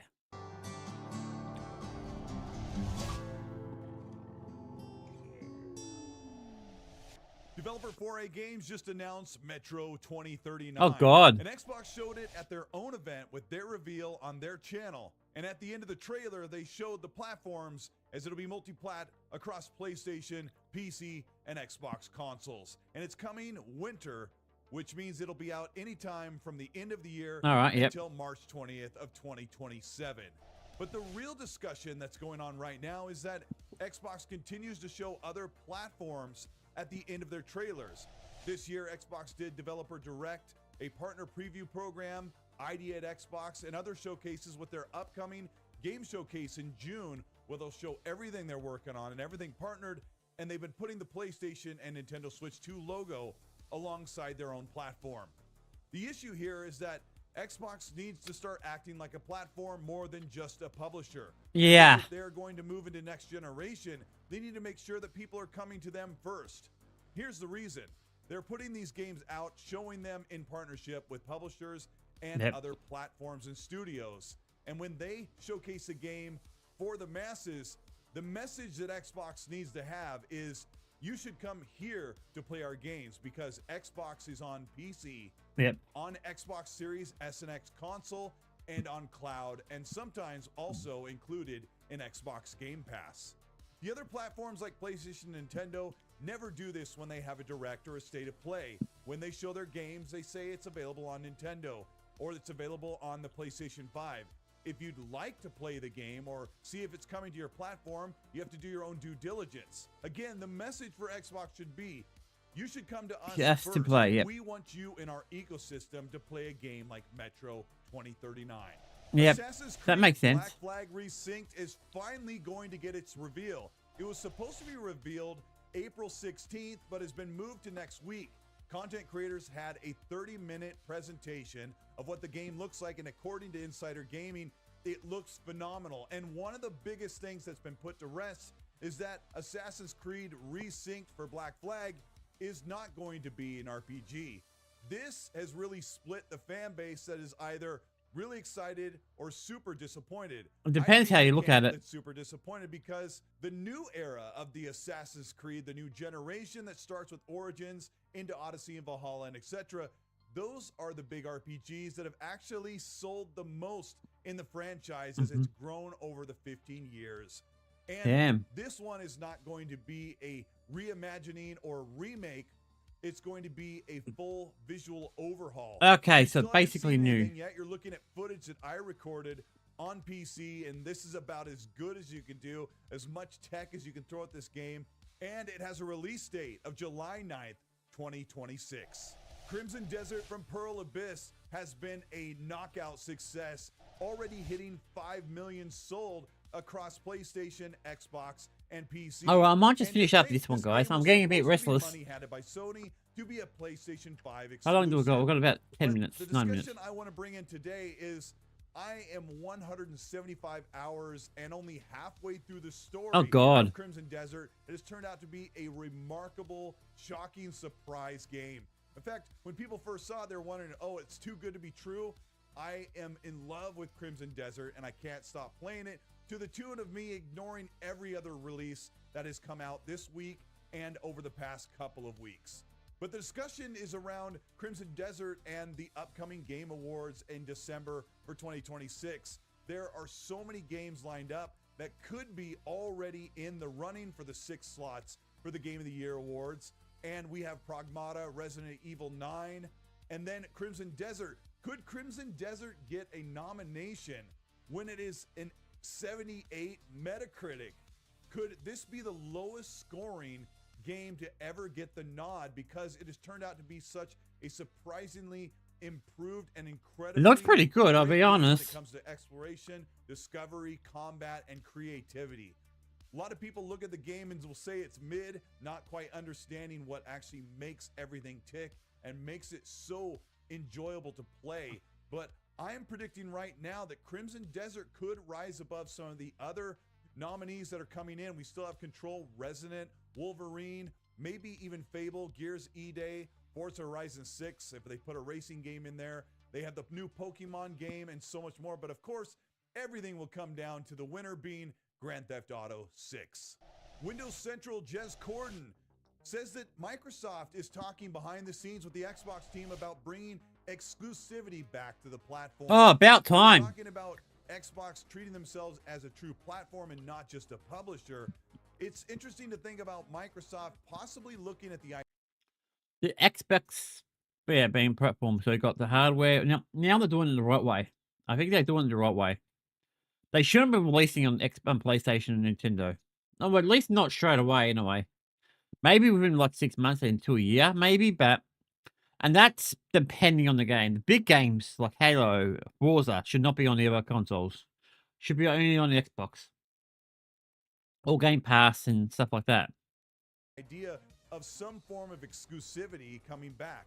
That Amy Hood and the financial part of Microsoft has eased back on the unrealistic 30% profit margins that they expected Xbox to keep within their division, which really seemed like a tactic to smoke out what current leadership and plans were made. Some of the choices that were made over the past few years are now being completely 180'd, and they're using Asha Sharma and her leadership to usher in a change that wasn't working over the past couple of years.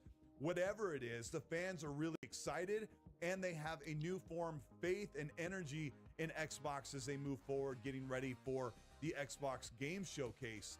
Everything that's coming out from this year in 2026 is already slated to come to the PlayStation 5, except for Gears of War E-Day, which still has not received its PlayStation logo, but we're going to get a big 30-minute direct for that game, and everyone can assume there's probably going to be a PlayStation logo at the end of that trailer. But insiders like Tim Dog and other insiders that I've talked to are starting to think that Gears E-Day has seen a little bit of a long development cycle and needs a little bit more time, and they may push the PlayStation port out another few months from the release, pushing it into 2027, giving it a window of exclusivity. Let's look at something like Starfield, which the media says has sold horribly. 3 years after launch, it's still not selling, and it's arguably one of Xbox's biggest games ever.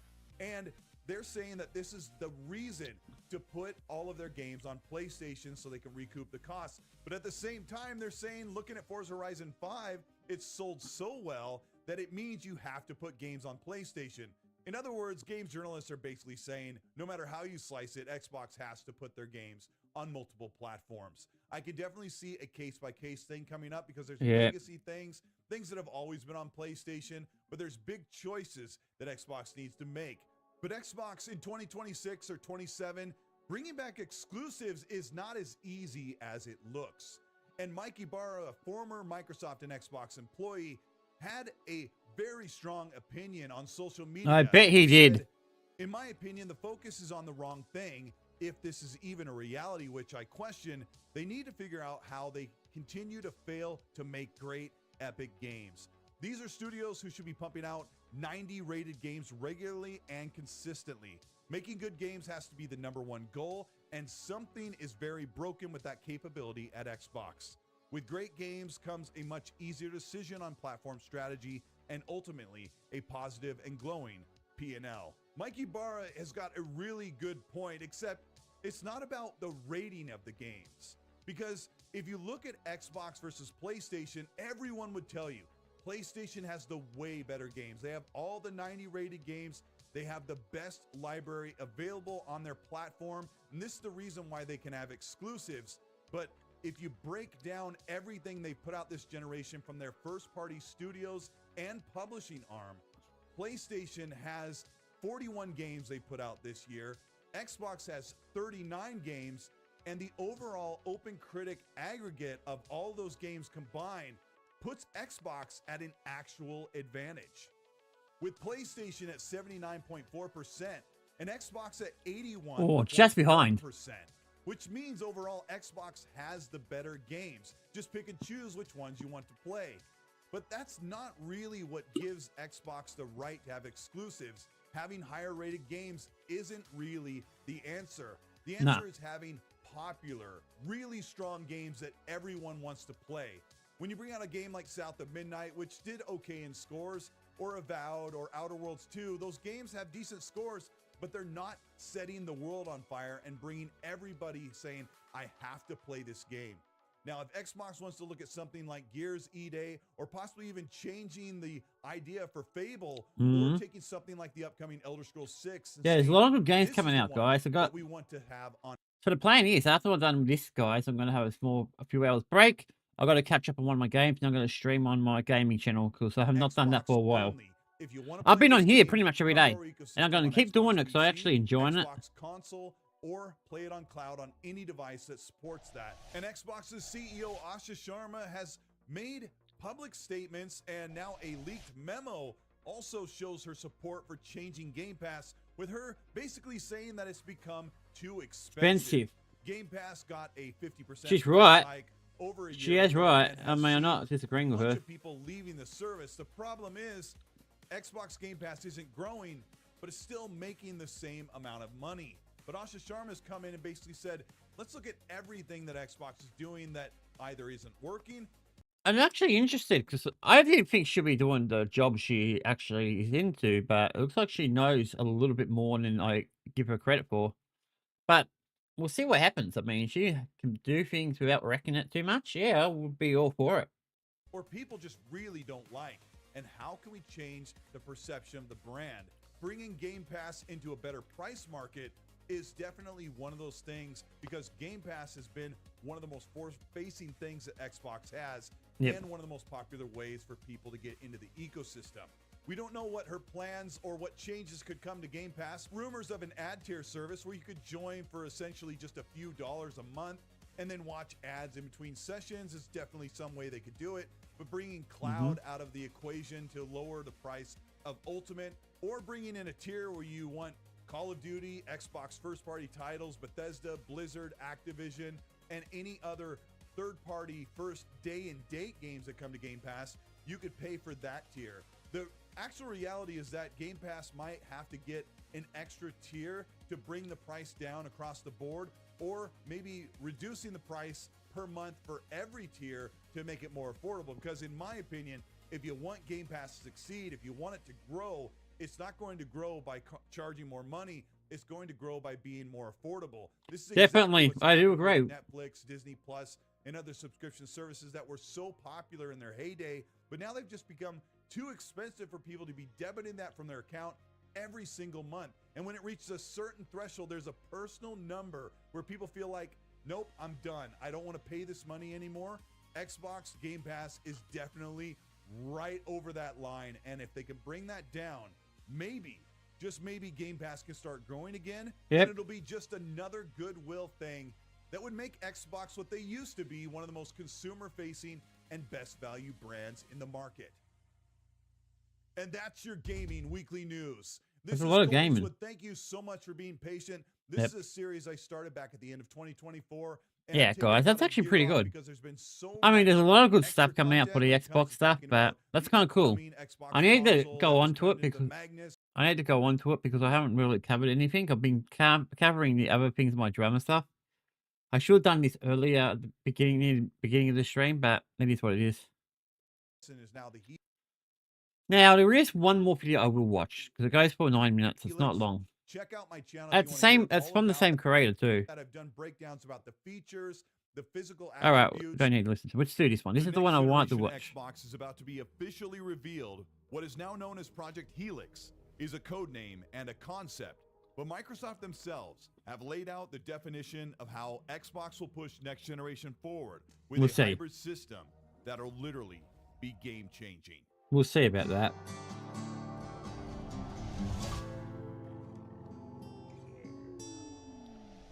This is Cole Eastwood. Welcome back to the channel. Today we're going to talk about the official statements outlining what Project Helix will be. If you end up enjoying this video, let me know by liking and subscribing to the channel. Hit the bell to be notified of new content. Let's talk about Xbox Project Helix. As far back as 2025, a next generation concept has been leaked through insiders of a hypervisor PC console system that will marry Windows and Xbox console together. Since then, the hardware insider experts like Kepler, L2, and Moore's Law is Dead have outlined the hardware strategy, even as far as describing specifications Goodness and gracious. hardware profiles down to what the chipset will look like under the code name for AMD's Xbox Magnus. A very curated high-end device defined to gaming fans as a $1,000 console.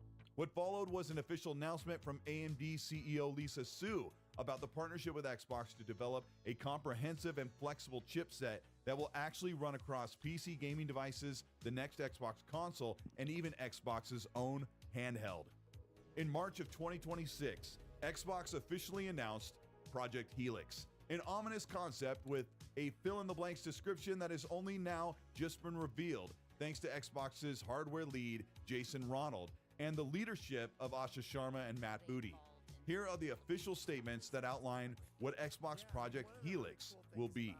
That makes us different from a lot of other big publishers in the industry is that we are side by side in the same org with the hardware team, right? So our teams are involved early on with thinking about the visioning, what's the planning, what are the specs, and of course we're there every step of the way as these things come along. So it's an exciting time. It's great to have the news out there and to be announced. And as we've done with many consoles before, those two teams will work hand in hand as we get that together. And as the hardware comes online, our teams will be the first to get involved. And there's already a lot of that already happening. But that is, I think, where Xbox really shines and where we stand apart and what makes shows off what's unique about us both as a platform and as a set of game development studios is when we come together. Of course, yeah. Project Helix is it was an So guys, I'm losing my focus. All. Xbox is planning a 25th anniversary celebration sometime around November 2026, and insiders are confident that the Xbox Project Helix will be transformed into more than just a code name, with possibly a reveal of the next generation form factor and device name. Before Xbox Project Helix was announced, the former Xbox lead Sarah Bond, in one of her last public statements, outlined expectations for the next generation Xbox. That the next gen console is going to be a very premium, very high-end curated experience. You're starting to see some of the thinking that we have in this handheld, but I don't want to give it all away. Of course not. You don't want to give too much information out. Xbox would be canceling hardware altogether, and Project Helix would never come to light. Microsoft is definitely all in when it comes to their Yeah, I don't think they're doing that. And insiders are reporting that Xbox doesn't plan to bow out of consoles even after this upcoming generation. The CEO of Microsoft, Satya Nadella, said, "We want to do innovative work on the system side on both console and PC. It's kind of funny that people think of console and PC as two different things. We built the console because we wanted to build a better PC. which could then perform for gaming. I kind of want to revisit some of that conventional wisdom. Close quote. This concept comes to life in the developer conference in 2026, where hardware lead Jason Ronald had some very illustrative statements about the Project Helix console and what it will translate when it comes to gaming fans and developers making games shine on the next generation Xbox. Jason Ronald said, Project Helix is powered by a custom AMD And yes, we already know that. designed for the next generation of DirectX and FSR to unlock what comes next. It delivers an order of magnitude leap in ray tracing performance and capability, and drives meaningful gains in efficiency, scale, and visual ambition. We're breaking down the barriers between console and PC games for more seamless cross-device play. Yep. And we're making the Xbox experience consistent across screens. This gives developers a simpler, more unified path to reach more players while helping reduce development costs. Close quote. And there are three major takeaways from Jason Ronald's statements on Helix, and that is number one, the Xbox will rely heavily on the latest cutting-edge generative AI upscaling resolution and performance enhancing frame rate features, even having their own version of DLSS 5, which will drape over high-end improved graphics, but something more advanced and subtle than what NVIDIA showed in 2026. Number two, the Helix will deliver orders of magnitude improvement in ray tracing performance, which translates into, for the first time ever, true path tracing on console, which recreates realistic, vivid lighting that makes scenes come to life with proper shadows, reflections, absorbed lighting, and Oh, that sounds like a big improvement. And number three, this is the most important for the Xbox platform moving forward, and that's the removal of the barrier to develop and port games to the Xbox. As Jason Ronald explains, making it as simple as Steam PC ports or PlayStation ports, developers will possibly no longer look at Xbox as an obstacle or burden of time and resources, as the development process will be more streamlined. But it's the CEO of Xbox, Asha Sharma, the newly appointed leader to take over the mantle of ushering in a brand new console generation in the next 18 months. Thanks to Asha, we get a concept of Helix being a console PC hybrid device, stating many times that it will play your PC and console games. She said, quote, "We talked about our commitment to the return of Xbox, including Project Helix, the code name for our next generation I hope console. it. I believe it could be really good, guys. Play your Xbox and PC games." Close quote. Project Helix is just about 18 months away from its launch to consumers, with a reveal possibly 6 months from now. Xbox and Microsoft have a lot of work to do behind the scenes to create a cohesive and user-friendly dashboard that will give you access to your PC and console games, but the next generation Xbox will be the first console to have more games than any device Yay, that's in good gaming news. history. This is Colt Eastwood. Thank you so much for watching this video. I appreciate all your support. If you want to know more about Xbox Project Helix, the AMD Xbox Magnus chip, I'll have a couple of videos here linked at the end that will break down all the specifications, the frequency and speeds of the actual device, and what you can expect in all the features and what possibly could be all built into this console when it comes out at the end of 2027. Also, I'm really excited about everything moving forward. We're getting into the season for Xbox Showcase. There's going to be a big reveal of all the games they're working on, because most of the stuff they've shown over this generation are about ready to come out, and there are going to be some big surprises there, and a 30-minute direct just about Gears E-Day. So it's an exciting time. I can't wait to see. All right, so we've got a few things coming on up. the Great. channel. I'll have a breakdown of everything we can expect at the showcase coming out soon here in a couple of weeks.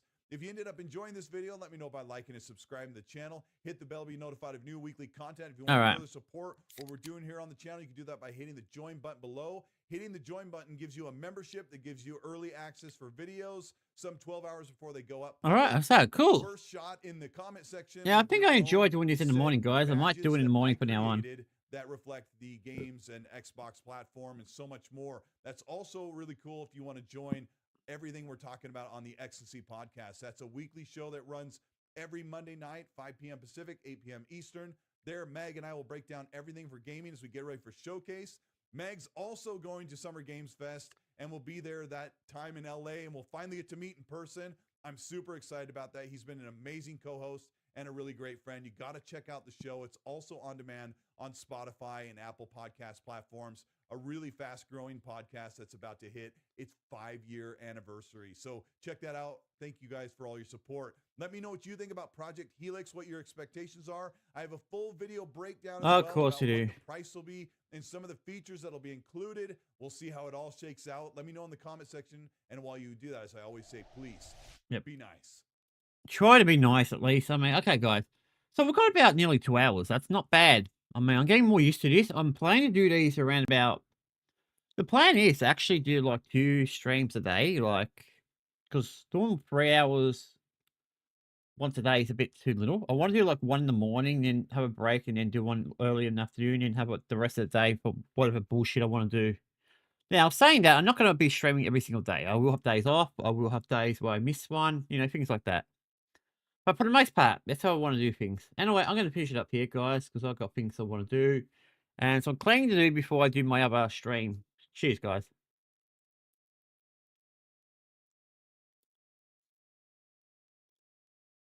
I don't think anyone. At least I know. But it will grow. I believe we can develop the network.